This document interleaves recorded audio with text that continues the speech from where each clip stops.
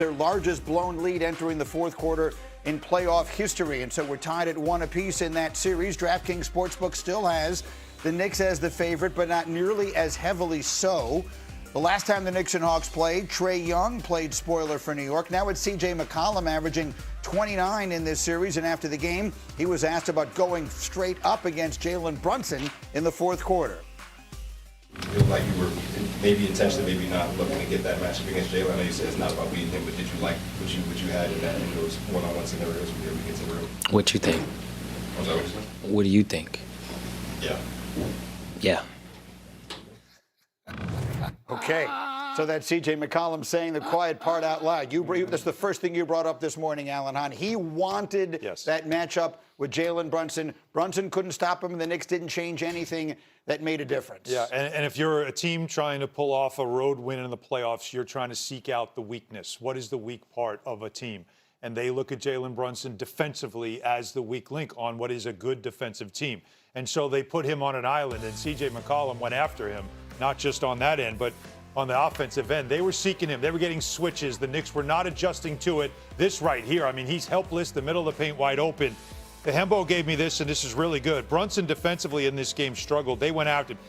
The Hawks were 11 of 19 against Brunson for 23 points. C.J. McCollum had 15 of the 23. He was 6 of 9, 6 of 7 from 2. And in this series so far, when they're matched up together, C.J.'s 9 of 12 for 22 points in 9 minutes of matchup time against Brunson. They know right there that's the Achilles heel. All right, Coach McNutt, so tell me what the adjustment is for that as the Knicks go to Atlanta for Game 3 Thursday night. Well, if you look back at the first half, Greeny, the Knicks did a much better job of making sure that they were in sound help position to avoid that. Like, this is not a secret when you look at how teams go after the New York Knicks. And so they did a much better job in the first half of getting into help position. Now, the wrinkle for the Hawks is they spaced the floor, they spread the floor a little bit more, they put a couple more shooters out there in the fourth quarter, and so that made it different. But it just has to be a collective mindset. You can't leave your guy on an island. Michael, I want to get your big picture take on the Eastern Conference, particularly this side of the bracket. The Celtics look as though they will likely cruise through the 76ers.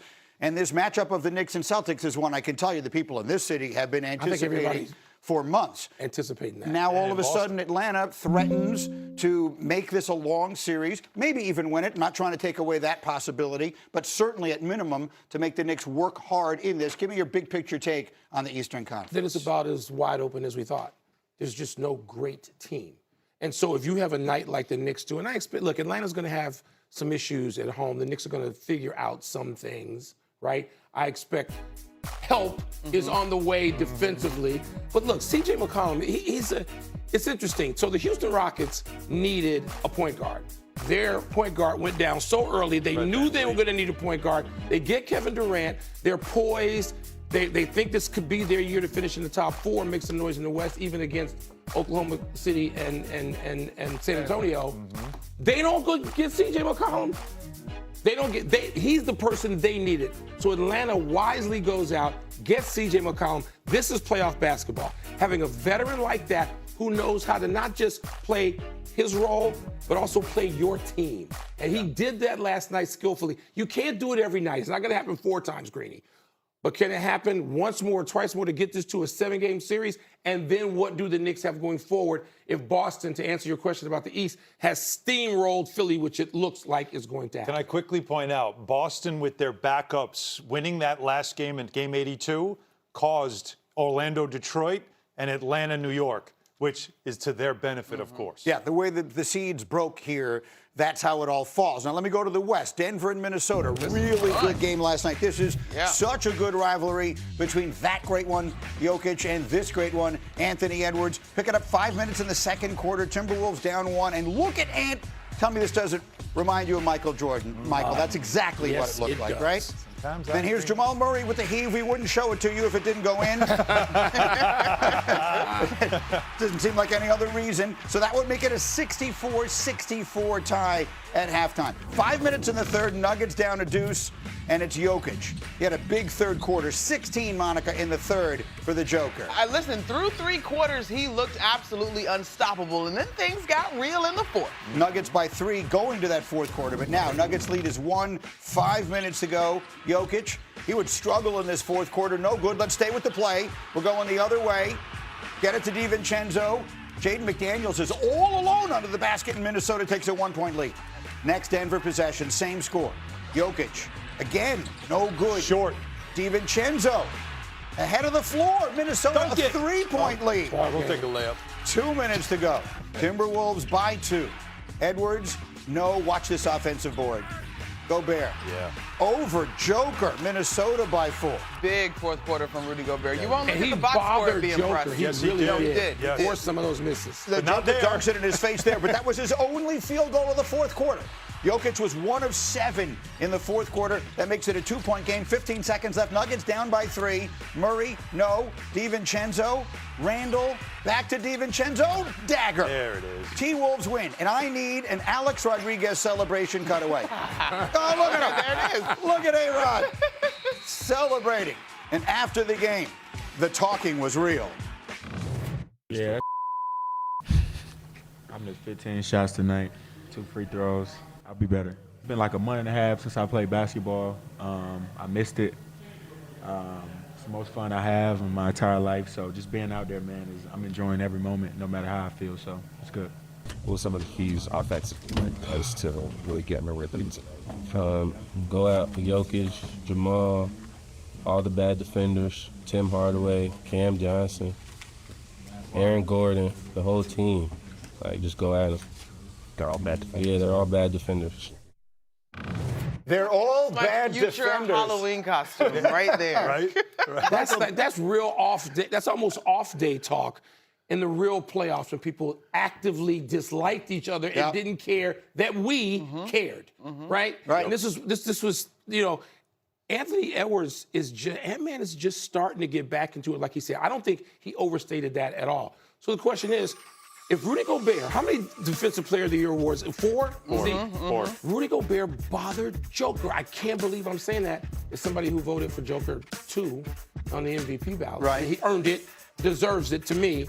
But he had trouble last night. I know he missed some shots that he normally makes, but Rudy forced some of those. Him and Murray in the fourth were just a non-factor. They were. Like, they did not score the basketball. They struggled in terms of who was guarding him, and give the Wolves a credit. I think back to last year when the Wolves went on that run. Like, this is a team who we talked about down the stretch defensively can cause some problems. Now, it was between the McDaniels injury and the Edwards injury, but now that they starting to get informed, you got to watch out. Bottom line, this doesn't feel like a first-round series. It doesn't feel like a series that should happen in the first round. These teams are too good. Both of them are too good for one of them to be going home this early. Who has the advantage now that the T-Wolves have stolen home court? Well, especially because now they're going to Minnesota, and now they know the formula as well.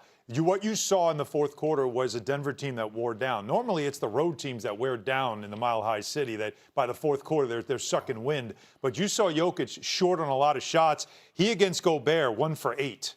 And Gobert normally was the safety. Like when they played them in the past in playoffs, especially that dramatic playoff series they had that went 7 that Minnesota won at Denver, they had a lot of other guys guarding Jokić, and then they bring Gobert over last minute to take away his airspace. This was one-on-one. These were 2 dinosaurs, 2 centers going mano-a-mano, and Gobert got the better of him, which was important, I think, for him. So for Minnesota now, you've got the game plan. You know exactly what you need to do defensively, and you've got Ant-Man starting to feel like himself again. It's a great series. Again, it feels like it's something that should come a little later down the road, but let's enjoy it while we have it. There's one other thing I wanted to get in here today because we have Michael Wilbon, and we don't get a chance to do it that often. The biggest rising star in the NBA, maybe in all of sports, is Victor Wembanyama. Yesterday was officially named Defensive Player of the Year and made history. He is the first player ever to win that award unanimously.